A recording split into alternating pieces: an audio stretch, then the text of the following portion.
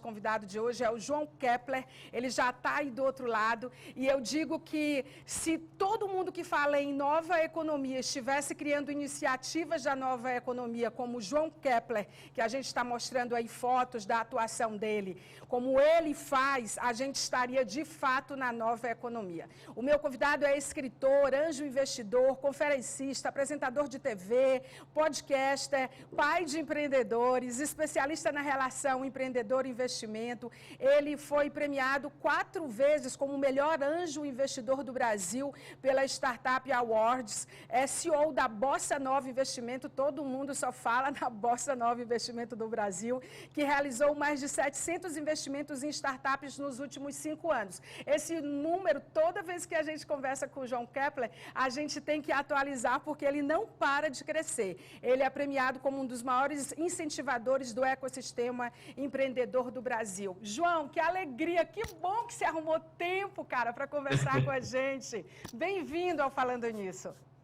Que bacana, eu estava aqui admirando, me divertindo com a playlist, me divertindo com com a história, com a sacada de trazer esses insights, as frases, falar de tecnologia, de inovação. E, cara, eu me sinto honrado, eu que me sinto honrado de estar aqui com você, Maia, falando nisso, um programa que leva tanta informação e conhecimento útil, aplicável para tantas pessoas. Então, é uma honra para mim participar junto com vocês aqui hoje, nessa noite. Você sabe que a maior dificuldade que a gente teve foi escolher um tema para falar com você, porque todas as vezes que eu te vejo em palestras, em conferências online ou presenciais, você teve recentemente aqui em Teresina, que é a sede do Grupo Meio Norte, esse case regional de comunicação, eu te vejo falar com muita excelência e com muita propriedade e autoridade de várias coisas. E aí a gente pensou, vamos falar sobre como diversificar seus investimentos e gerar fonte de renda. Eu falei, tá, a gente dá um start com isso e depois a gente vai no flow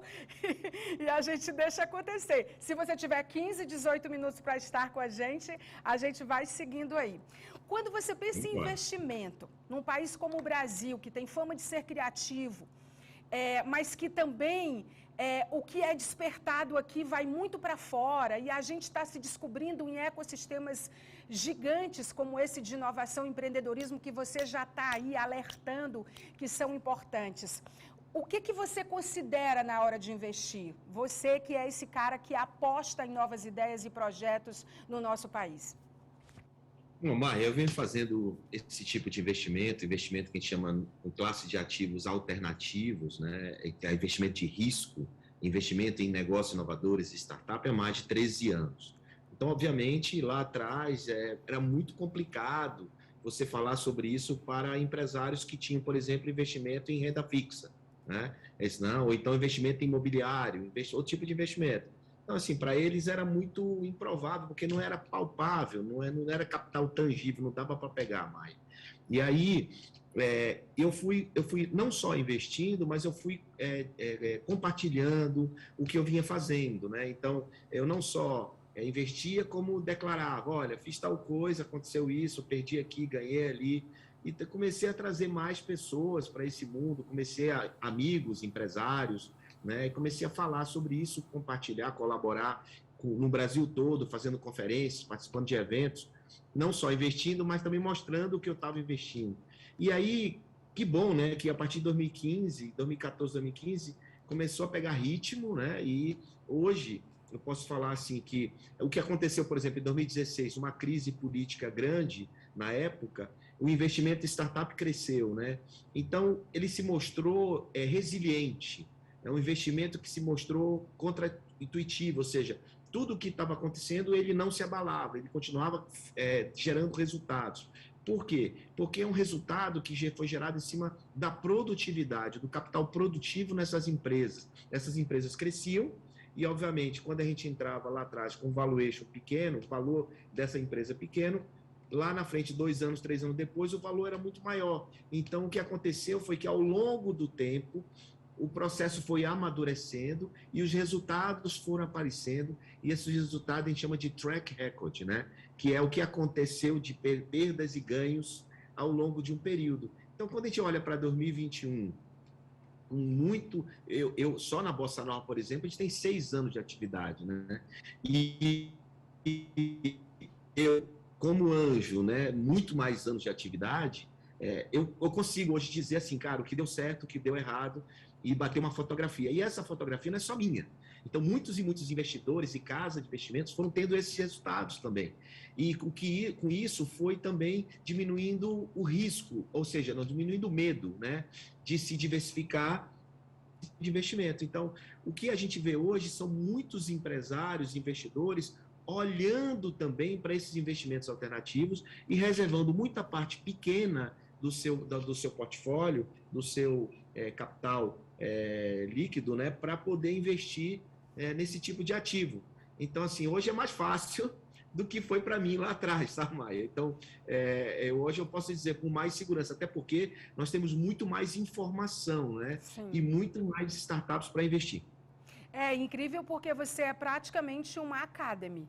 Porque assim, a Bossa Nova tem 6 anos de investimento. E eu vejo você falando nas suas conferências, nos teus bate-papos, que é uma característica do João, ele é muito acessível e ele entrega muito nos eventos, tanto os corporativos, os abertos, onde ele vai, que você também alerta as startups para dizer, olha, a gente está vivendo aí um bom momento que se ganhou evidência o ecossistema de inovação através das startups, mas cuidado, porque a inovação está ao alcance de todos. E também você começou a investir no momento em que talvez o Brasil já estivesse começando a aprender que investir não era uma coisa de quem tinha grana e que estava a fim de dar uma força para alguém. Na verdade, hoje investir é tão profissional que é quem está a fim de ganhar também. Aí eu queria aquela dica de ouro. Qual o primeiro investimento que todo investidor deve fazer? Não sei se você vai conseguir, mas enfim, está contigo.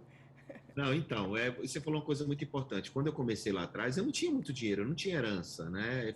Eu sou um self-made man, então eu fui com meu próprio recurso. E era pouco dinheiro. Eu botava 10 mil em uma, 50 mil, 30 mil, eu botava meu capital intelectual como também parte do ativo, parte do aporte. Então, assim, eu comecei muito pequeno e fui crescendo. Não é o tamanho que a gente tem hoje, é o tamanho que eu era. Eu digo sempre, não é de onde você está, mas é para onde você vai, né? Eu simplesmente acreditei que era possível me transformar em um grande investidor e aconteceu. Até porque eu fui empreendedor antes de ser investidor. Então eu não tinha tanto dinheiro disponível para investimento. E hoje você pode fazer esse tipo de investimento com R$1.000, com R$5.000, com R$10.000. Então, assim, já democratizou, né? Existe uma democratização do acesso em relação a quem investe e também para quem quer captar investimento. Então, assim, só para ficar claro, não é grande dinheiro para começar a investir. Quem está nos assistindo aqui quiser começar a investir em startup, você tem algumas alternativas que eu posso também explicar para vocês, né? Quais são essas alternativas. Mas a dica que eu dou é procure negócios, investir em negócios que você tenha conhecimento. Assim, que você diga assim, cara, é varejo, eu vou investir em negócio de varejo. Eu sou um médico, negócio na área de saúde, porque em todos esses segmentos, Maia, existem problemas para serem resolvidos. E essas startups são empresas que resolvem esses problemas. E uma parte só que as pessoas podem ter dúvida, mas o que é uma startup? Né? Startup é uma empresa como qualquer outra. Só que ela é uma pequena empresa em estágio de crescimento, que ela é uma empresa basicamente que é uma camada de serviço digital em cima de qualquer negócio tradicional.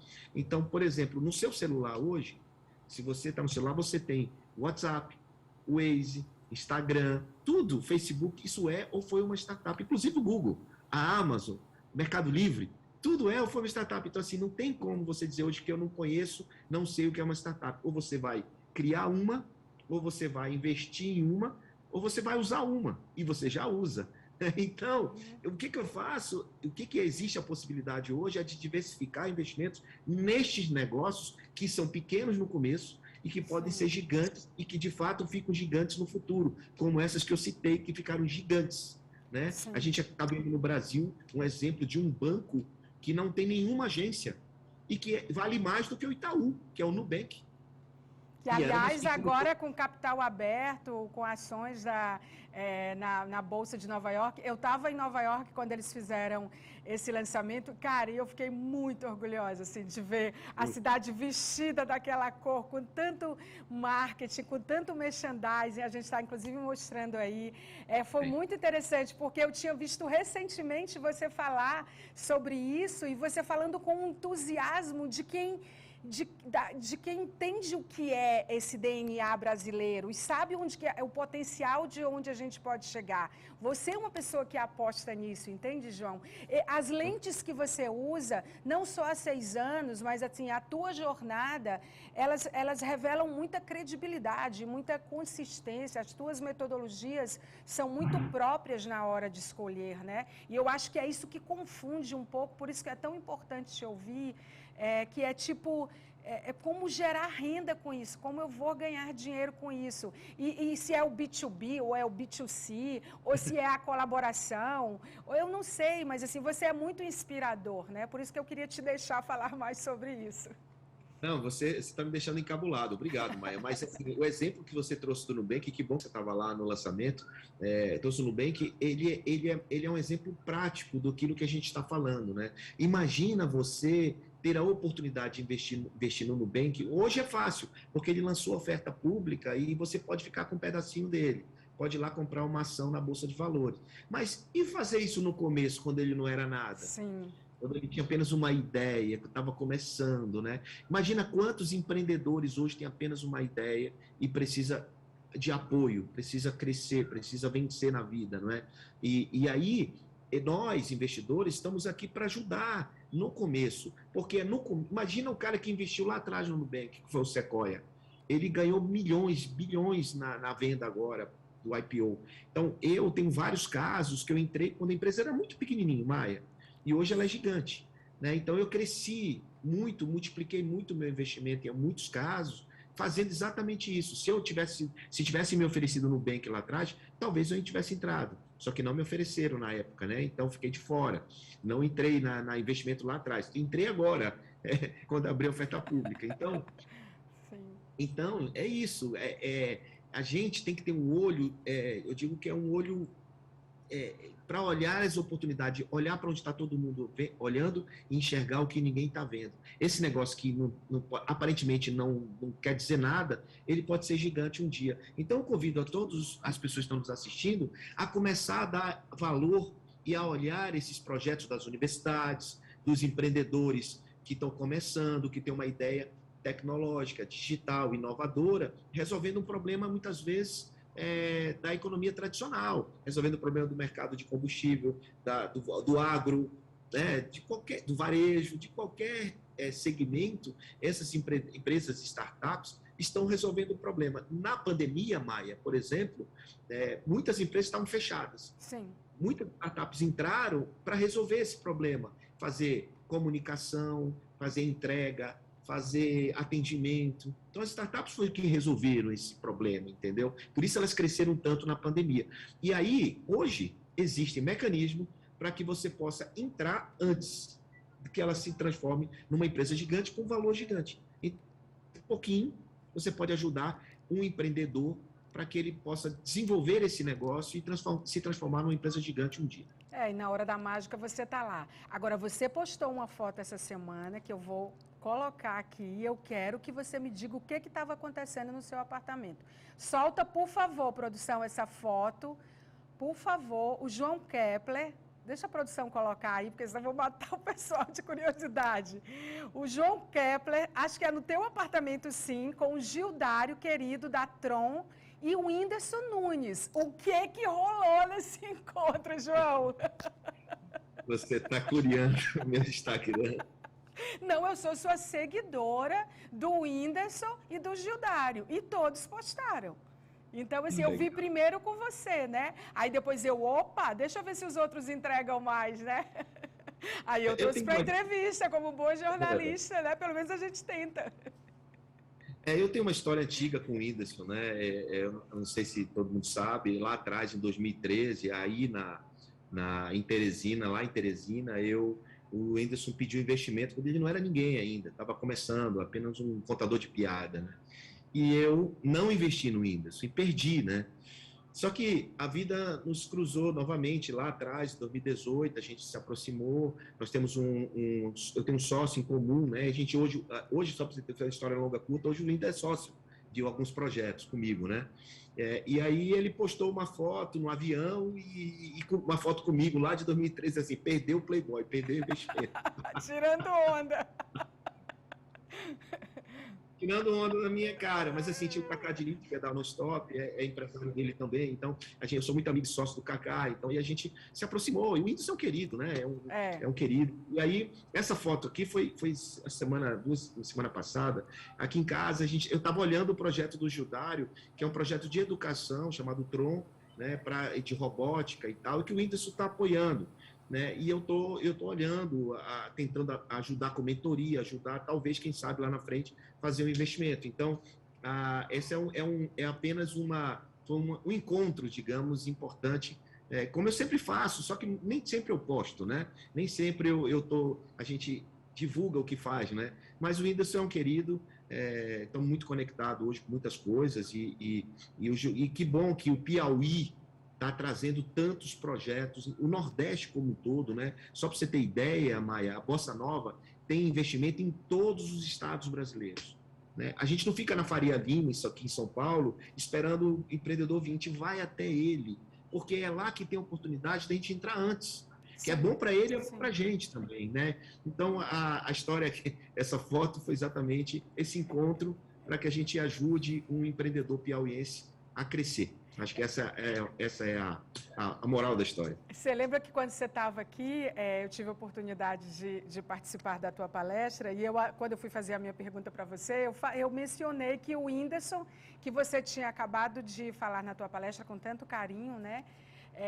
Estava agora sendo investidor da Tron, né, do Gildário. Eu tinha acabado de entrevistar o Gildário tinha me dito isso no dia anterior e eu mencionei com você. Eu fiquei tão feliz quando eu vi vocês três juntos, assim, porque eu sei que você tem um carinho muito grande pelo Nordeste, pelo Piauí, e é muito legal. E ninguém chega a esse número, eu estava falando que são 700 investimentos em startups nos últimos 5 anos. É isso mesmo, esse número está atualizado, não é, Kepler? Não está, são 908 startups. Ainda bem que eu falei no começo da entrevista, eu falei, gente, vamos dar uma atualizada com ele. 908 agora startups, né? 908. No Brasil e fora do Brasil. Você começou fora do Brasil recente ou já tem mais tempo? Não, a gente faz investimentos fora do Brasil há bastante tempo. Eu como investidor anjo na física e também como Bossa Nova, né, há bastante tempo. A gente precisa participar do ecossistemas de fora também para entender, até para trazer coisas importantes para o Brasil, para fazer essa conexão, essa colaboração. O americano, por exemplo, lá no Silicon Valley, é muito de colaborar e muitas coisas importantes aconteceram lá e a gente está aqui implantando no Brasil cultura, valores, métodos de apoio. Né? Eu, por exemplo, tenho um livro, Maia, que chama Smart Money. Esse livro foi o primeiro livro em português que fala de como captar investimento, como atrair a atenção do investidor, como você fazer aquele investe em mim, aposta tudo em mim. Então, assim, eu escrevi o Smart Money no início de 2016, ele foi publicado. Esse livro é best-seller e ajuda centenas, milhares de empreendedores. Recentemente, ele estava até gratuito na plataforma Esquilo. Então, assim, cara, eu fico muito feliz com isso. Milhões de pessoas lendo, milhões de pessoas aprendendo a empreender e aprendendo a receber investimentos. Então, a gente está falando aqui de duas coisas, né? De um lado, o que precisa, né, captar investimento, precisa empreender e crescer. De outro lado, os empresários, os executivos, os profissionais liberais que precisam aprender a investir. E esse match tem que ser feito, né? Acho que essa é a minha responsabilidade, né? De fazer esse match. Até porque no Brasil, Maia, hoje a gente empreende muito por oportunidade. Porque tem muita oportunidade de ganhar dinheiro e empreender. Lá atrás, no passado, era muito por necessidade. Tipo assim, eu preciso ganhar dinheiro, eu preciso fazer alguma coisa, né? Então, hoje a gente tem essa oportunidade de fazer negócios incríveis, de fazer startups incríveis como o Nubank, como o iFood, como o Rappi, como tantas outras startups que hoje o Brasil tem orgulho. O Brasil é recordista na América Latina de unicórnios, Maia, que são empresas acima de $1 bilhão, né? Então, assim, só posso dizer que esse é o melhor momento para empreender e para investir no Brasil. Dessas quase 1.000 startups em que você investe, a maioria estão dentro de tecnologia, do segmento de tecnologia, naturalmente? Todas de base tecnológica. Tecnologia é meio, tá, Maia? Não é fim. Ela é de base tecnológica, porque todas têm um problema para resolver. Todas são de vários segmentos e vários setores, inclusive alguns que eu já... Você fala de uma coisa muito interessante, que é essa questão da cultura digital e da cultura de startup e da cultura de enxergar oportunidades. O fato de você atuar lá fora e ter essa visão global faz com que você tenha uma visão em relação às nossas startups aqui, que eu imagino que, em alguma medida, a filosofia é diferente do que é lá fora. Embora nós não estejamos mais isolados, você acabou de mencionar a quantidade de unicórnios, enfim, mas, assim, como tem gente em escalas diferentes dentro da jornada, é muito importante ouvir como é que é lá fora, para a gente, porque acho que a gente carrega muitos estigmas, muitas coisas que mesmo as startups que operam de modo incrível, que resolvem problemas, que são mais rápidas, que têm menos burocracia, eu acho que elas precisam aprender no Brasil, nessa fase que você também aposta, que é o nascimento delas, né? Exato. Você falou uma coisa muito importante. Existem fases, né, de crescimento. Em 10 anos, elas fazem tipo 5 rodadas, 6 rodadas de investimento. E isso é uma cultura que a gente aprendeu com o americano, né? O americano nos ensinou a fazer isso. Mas eu quero te dizer uma coisa muito importante, é que hoje o empreendedor brasileiro já joga Série A de campeonato. Já joga, já é. Cara, a gente tem. Eu comparo empreendedor brasileiro com empreendedor americano, eu digo, velho, empreendedor você não é muito melhor. Porque, cara, que é mais problema que tem no Brasil, mais É verdade. barreira. Eu digo, quem Aqui empreende é no um Brasil. super laboratório, né? Super laboratório. Quem empreende no Brasil, empreende em qualquer lugar do mundo, velho. Verdade, é verdade. A gente é muito bom. Não, olha que eu rodo o mundo todo, não. O empreendedor brasileiro não deixa a desejar. Dessas 908 startups, a gente tem cada empreendedor incrível. Aliás, empreendedoras incríveis também.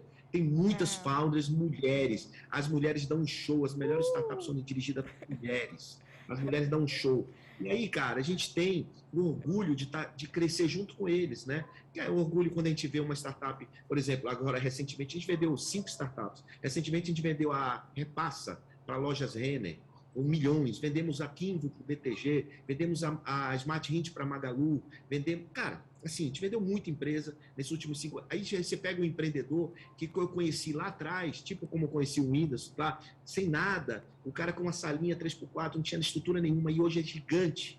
Né? Eu fico muito feliz, porque eu tive a visão e apoiei ele. E eles são muito gratos a mim. Tipo, poxa, João, você me apoiou, você me ajudou, se não fosse você, né? Então, essa troca, Maia, essa energia é que gera o meu combustível. Né? Por que eu estou compartilhando nas redes sociais? Porque eu quero que mais e mais empresários, empreendedores, também entendam o que a gente faz. Né? Também vivem esse momento e programas como Falando Nisso e o que você está fazendo é muito importante para que as pessoas despertem para essa possibilidade que não é só para ganhar dinheiro, sim, mas é um estilo de vida.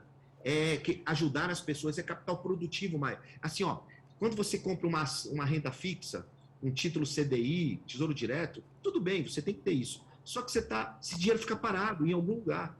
Quando você pega o mesmo dinheiro e bota numa empresa, Maia, em negócios, você está gerando renda, trabalho, desenvolvimento econômico, ajudando o país, e isso é energia, isso volta para você, velho. E faz outras coisas acontecerem, né? Outras Exato. coisas. O ecossistema. Eu achei incrível quando eu vi você numa palestra que tinham pessoas, empresários, empreendedores que não eram desse ecossistema de startups e ele, de um modo muito simples, muito claro, ele virou para você e perguntou assim, eu tenho um negócio de saúde e eu montei com X consultórios e ele bombou, agora ele cresceu e eu preciso de um investidor para fazer mais salas, mais consultórios. Aí você virou para ele, por que você não faz um mapa dos escritórios que estão desocupados, obsoletos, fechados na cidade? Eu achei aquilo incrível, porque assim, você joga a bola e faz o cara pensar para outra coisa. Muito legal. Por que você não cria uma plataforma onde esse escritório você não precisa comprar? Meu amigo, você não tem que gastar dinheiro construindo nada, não. Olha em volta, o que orbita em torno de você. Tem de sala fechada que tem. Eu chamo isso... Pois eu chamo isso de nível Aí de você falou assim, bota para funcionar de noite, bota para funcionar 24 horas, você assim, numa hora, assim, acho que em 30 segundos você fez... Trrr, aí eu falei, caramba, o cara vai sair cheio de insights na cabeça. 3 perguntinhas das minhas cartinhas para você, para encerrar. 3 perguntinhas. Por que você faz o que faz? Eu não ouvi. Por que você faz o que faz, João? Para ser feliz, para ser feliz. faço o que eu faço para ser feliz. Eu não precisava estar aqui, mas estou para ser feliz e para ajudar as pessoas.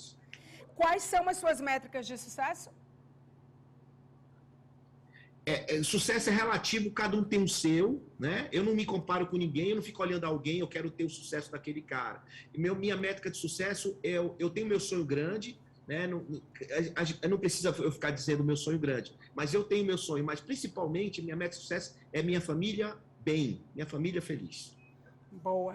Você é uma pessoa aberta a mudar de opinião? Quando foi a última vez que isso aconteceu? Para encerrar. Eu sou um cara aberto o tempo todo e adoro que me corrijam, adoro que me critiquem, desde que seja uma crítica construtiva, no sentido de, poxa, João, você podia fazer melhor. Eu sou muito aberto a isso e quando eu erro, eu sou o primeiro a dizer, perdão, errei e vou corrigir. Aliás, aos meus colaboradores, erre, mas erre rápido e conserte mais rápido ainda. Não joga para debaixo do tapete. Diga assim, ei, vou lá corrigir. Então, eu todo dia, acho que a vida é sobre isso, né? É aprender com os erros, é você ser uma pessoa melhor e buscar o tempo todo melhorar, ser uma pessoa cada dia melhor e na perspectiva dos outros, não só na sua. Olha, só para encerrar, eu vou dizer para vocês quem é o João Kepler. Ele estava fazendo um processo seletivo que ele contou na empresa dele, e aí ele colocou lá que não precisava de currículo. Então, algumas pessoas foram e levaram o currículo, ele não entendeu porque ele disse que não precisava levar currículo. Outras pessoas foram, não sabia nada sobre a empresa, porque não fizeram o dever de casa. Você vai fazer um processo seletivo e não sabe qual é a empresa, você está fazendo o processo seletivo, o que ela faz. E ele acabou contratando uma senhora muito simpática, né? Acho que ela tem mais de 50 anos, 60 anos, né? Uma senhora muito simpática, que disse, eu quero cuidar de você e eu vou cuidar da sua agenda como quem cuida da agenda de um filho. Então, você não se preocupe que a partir de hoje quem vai mandar em você sou eu. E ela foi contratada. Exatamente isso. Eu resumi, viu, Kepler? Resumiu, importantíssimo, era o que eu precisava naquele momento, é porque as pessoas que vão buscar trabalho, elas querem sempre que a empresa dê algo, né? Foi a primeira vez que alguém chegou procurando um trabalho assim, eu quero te dar algo. Né? E a vida é sobre dar sem esperar nada em troca. E não é uma negociação, eu te dou e você me dá. Não, na verdade você está me dando um espaço aqui, né? E eu estou colaborando com vocês. A vida é sobre isso, velho. É para a gente ficar, é doação, para ficar feliz. E ela se doou para mim e eu me doei para ela e foi muito bacana essa contratação. Agora, detalhe, nem sabia que ela era formada, nem sabia o que ela fazia, porque não interessava ela resolver o meu problema. E ela resolveu. E você tem um olhar, tipo, para a terceira idade, de que como essas pessoas são importantes para os jovens. Quer dizer, a lente que você usa realmente é muito especial e eu tenho certeza que é fruto da tua jornada. João, obrigada, de verdade. A gente vai se encontrar outras vezes. Eu espero entrevistar você sobre outros temas tão relevantes quanto e que você manda bem em outras oportunidades também. Muito obrigada pelo você ter cedido o seu tempo para a gente. Eu que agradeço, eu estou lá nas redes sociais, depois você divulga aí meu Instagram, se for o caso, claro. Meu LinkedIn. Sim, João Kepler, gente, João Kepler, a gente já postou hoje, e depois a entrevista vai estar no YouTube da Rede Meio Norte, eu vou colocar no meu também, vou colocar nas minhas redes, e a gente vai espalhar. Hoje, o Instagram, inclusive, está na tela agora, e hoje, quando eu divulguei que ia entrevistar você, o ecossistema de inovação aqui, ó... Abraço para todos vocês do Piauí. Pois é, todo mundo lá de olho. Zelé, todo o time, todo o ecossistema do Startup Piauí aí. Como é que é o nome? É o Vale? Como é que eles chamam aí? É o Açaí Vale do Pará, não é? Rapadura? Eu vou ficar devendo. Vai ficar devendo. Depois você bota, você avisa. Depois eu boto aqui para vocês. Que eu vou lembrar. Eles têm um apelido. Sim, eu vou lembrar. Cajuína. Não, você esquecer Cajuína, tudo bem, mas eu esquecer que é Cajuína Vale. Cajuína. Não pode, Cajuína. Pronto, deu certo. Valeu. Obrigada, João Kepler. Um abraço, querido. Muito boa a entrevista, hein, gente? Falei para vocês que esse cara mandava bem. E olha que a gente falou só de investimento, a gente acabou diversificando um pouco a nossa entrevista, porque assim, não tem como falar com o João Kepler sem falar sobre outros assuntos. Mas é difícil, viu? Porque ele banda bem em muitas áreas e fala com muita propriedade, como eu mencionei antes, e aí já viu, né? Produção, vamos para o intervalo comercial.